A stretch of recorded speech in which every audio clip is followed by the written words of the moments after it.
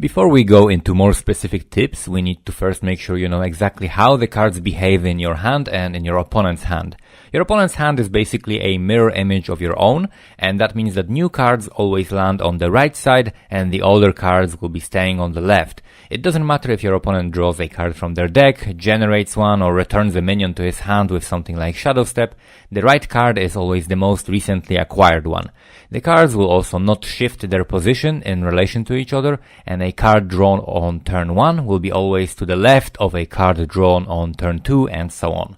Over time, as your opponent and you play your cards, there is a tendency for the more expensive and situational cards to gradually accumulate on the left side. This is because you're actively selecting the proactive and early game cards to play first, and whatever is left, irrelevant or unplayable, stays on the left side in your hand. As more cards are drawn, these old cards will be always to the left, and the new ones will be landing on the right.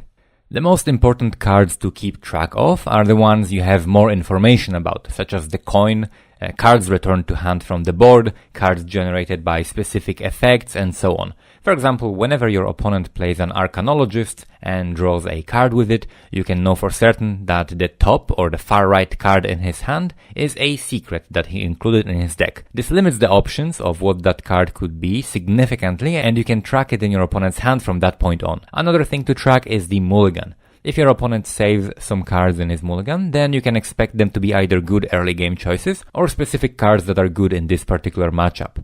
By saving specific cards, your opponent is necessarily giving away some information about them. Tracking cards in your opponent's hand requires a lot of attention and practice, but there are several deck tracker apps which can make that task much easier and let you know some basic information about your opponent's cards, such as when were they acquired. And that way you can focus more on making your decisions instead of spending all your time meticulously observing the back of your opponent's hand.